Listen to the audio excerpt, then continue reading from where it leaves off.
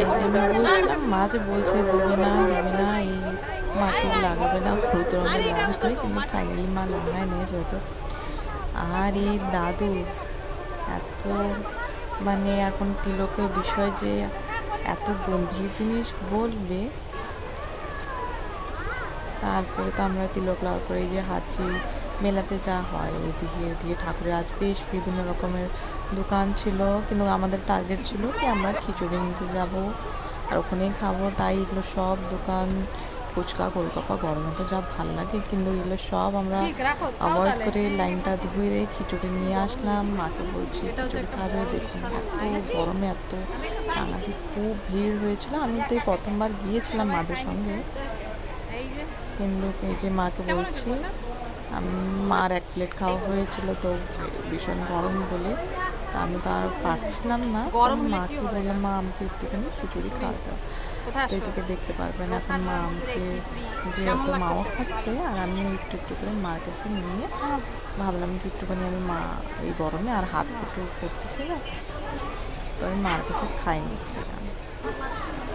তারপরে মা এই যে প্লেটগুলো সব রাখলো, জিনিসপত্রগুলো, যেহেতু আমরা এত রকম ঠাকুরের এখানে আসছি লোকনাথ বাবার, তো একটা মিনি পিকনিকের মতনই আজকে আমাদের দিনটা গেল আর কি।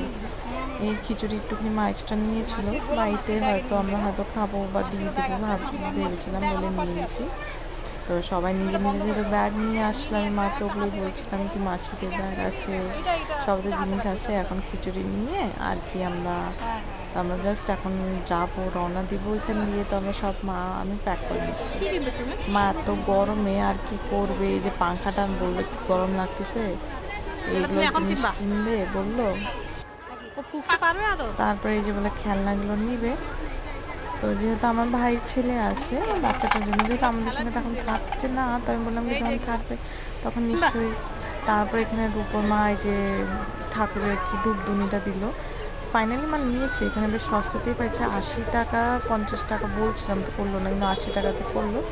তো একটা ধূপ আর আমরা এই যে ধূপধুনিটা নিয়েছিলাম এখান দিয়ে।